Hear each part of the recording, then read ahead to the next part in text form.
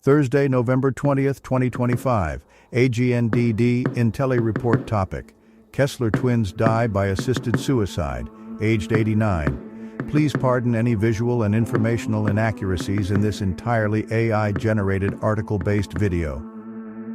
Alice and Ellen Kessler, 60s singing sensations, die at 89. The twin sisters from Germany, who were nightclub stars and regular guests on international variety shows, chose to end their lives together. By Clay Risen, New York Times, November 19, 2025.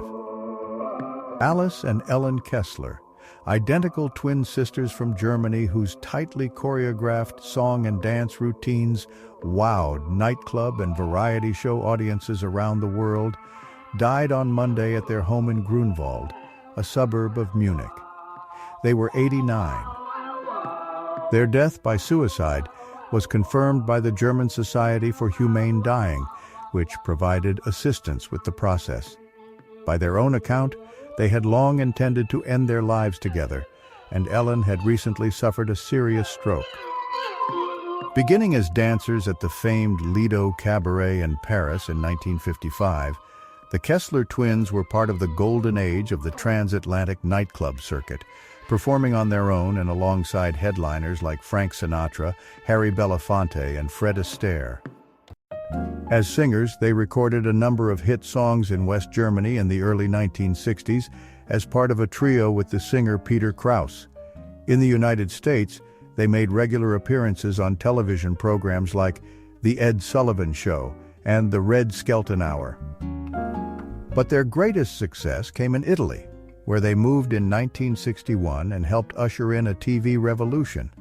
They made a splash as the first female performers allowed to show their legs on camera, albeit in opaque tights, signaling an abrupt turn toward increasingly risque programming on Italy's formerly conservative small screen.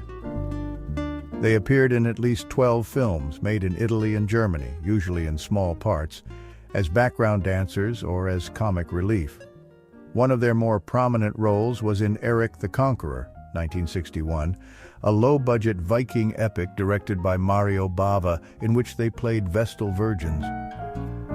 The Kessler sisters were constantly together, on stage and off. They practiced their synchronized routines endlessly and insisted on sitting for interviews together, even answering questions in unison. "We were always working," they said during an interview with the newspaper Die Zeit in 2016. "We are perfectionists." They were among West Germany's first pop culture exports after World War II, and their statuesque features made them a paparazzo's dream as they emerged, one after the other, from a limousine at film premieres and fashion shows. They never married or had children. Boyfriends came and went. Ellen briefly dated the American actor Burt Lancaster, and Alice dated the French singer Marcel Amont. They were on the cover of Life magazine in 1962. In 1975, they appeared on the cover of the Italian edition of Playboy. "We were feminists, but without thinking about it," they said in a 2024 interview with the Italian newspaper Corriere della Sera. "From the age of 15, we started earning our own living. And we've always been independent. Perhaps in the end, we became a little dependent on each other."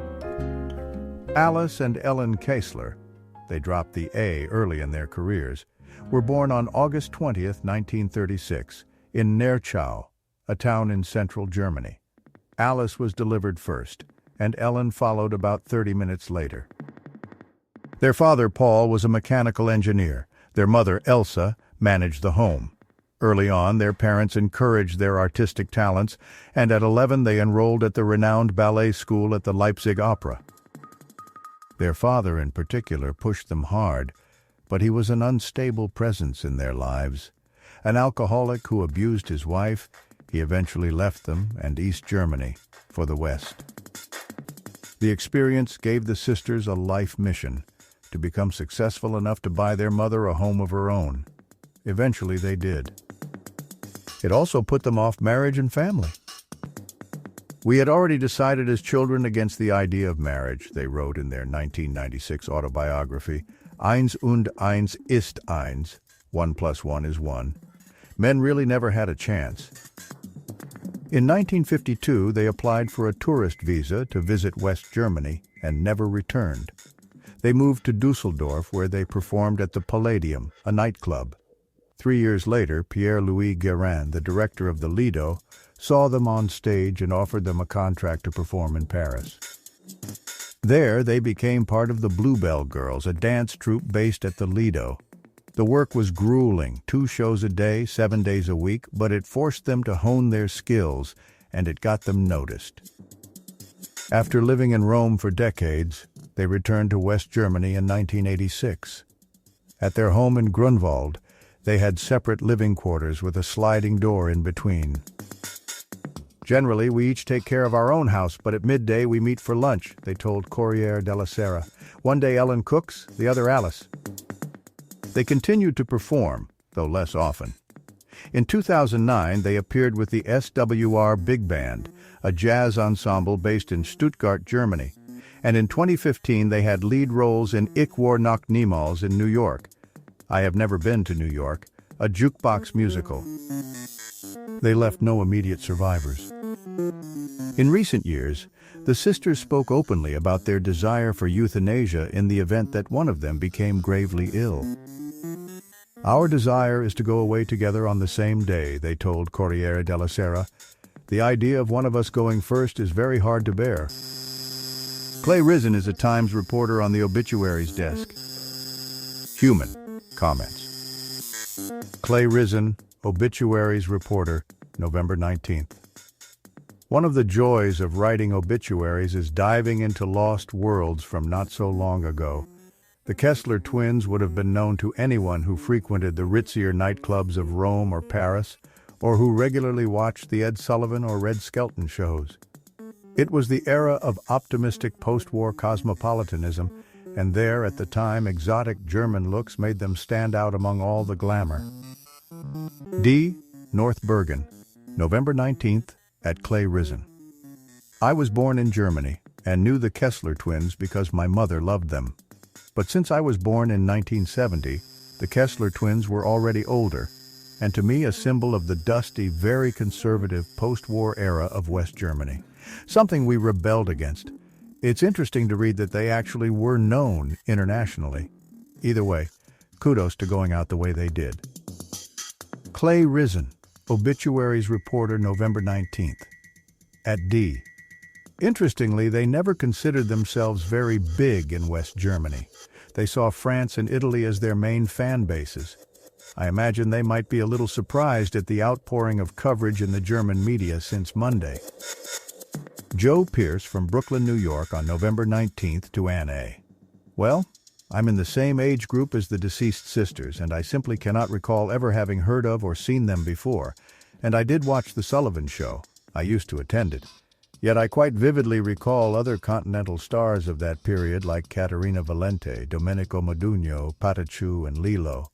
Very interesting story about them and their devotion to each other, but it beats me why I would never have known their names. Clay Rizin, obituaries reporter, November 19th, at Joe Pierce. Well, I hope I didn't overdo their visibility in the U.S. They made many appearances on U.S. variety shows, but they weren't celebrities here like they were in Europe. TMC, Bay Area, November 19th. Ditto as to never having heard of them while finding their story very interesting and thought-provoking. Sorry if the following question is morbid or inappropriate, but I wonder, with Alice having preceded Ellen by 30 minutes into this world, had they timed their departure in similar order, thus giving them absolutely equal ages in the course of their lives? That would be psychologically tough for Alice in caring for her severely impaired Ellen, yet seemingly in line with their deep twin philosophy. Again, sorry if this is a bad question. I mean no disrespect for these fascinating sisters. Clay Rizin, obituaries reporter, November 19th, at TMC. I don't know the answer to that. I don't get the impression that they considered Alice older than Ellen, FWIW. Far Horizons, Philadelphia, November 19th. A fascinating story. What strong, gifted women they were. It's completely understandable that they would want to go together. I think we do need to rethink the use of euthanasia for the elderly, and to make this option as humane and bureaucratically uncomplicated as possible. And yes, we can learn so much, even be inspired by a well-written obituary. Houdini, New York, November 19th. Honorable, difficult lives. I admire their decisions early on to purchase a home for their mother, to not marry, not have children, and ultimately exit together. I find something poetic and sad at the same time. I did not know of them before this obit, but I'm glad to know of them now. Good reporting. Doug Ritter, Rome, Italy, November 19th. Living in Italy, the Kessler twins were among the biggest stars on TV in the 60s and 70s. Doubt there is an adult here who doesn't know of them. Their passing was the first feature of the top national news shows here several nights ago. John Zotto, Ischia, Italia, November 19th. I grew up in Italy and they were on a lot of Italian variety shows in the 1960s. I was a little boy, but even then I was amazed at how great they danced and how leggy they were. Le Gemelli Kessler, beautiful, talented women. American Exile, Vienna, 9H ago. I recall first seeing them on Continental Showcase, a long-forgotten variety show on CBS hosted by Jim Backus in 1966. Andy, Portland, Oregon, 9H ago. Probably worth mentioning that as far as films go, they were actually the ostensible stars of at least one picture, made from a novel by Boileau Narcejac, of Vertigo and Les Diaboliques fame. It was called Les Magiciens, 1960, released here as Double Deception. Domenica, NYC, 6H ago. I've only seen the Kessler twins once that I know of in the film Guglielmo il Dentone, a hilarious comedy starring Alberto Sordi. They played a singing duo who made commercials and enjoyed being escorted on dates by the Sordi character. Most of their lines were sung as if they were living in a commercial.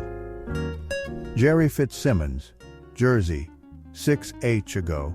Met twins from WV in the last few years from their aunt and uncle. They finish each other's sentence both when interviewed for positions in the pharmacy and the hospital where they were employed, and interviewed separately gave the same exact answers. Their cousin, who is a doctor, was told of their responses. They're 50 today, the 19th of November, look 30, the sweetest duo and single, and live together. From what their aunt says, they are always together, must be some bond to experience. Human. Thank you for watching this AGNDD intelliReport, dear viewers. Please like, subscribe, and click the bell button to get notified during new uploads. And make sure to tune in next time. Stay safe and healthy. Cheers.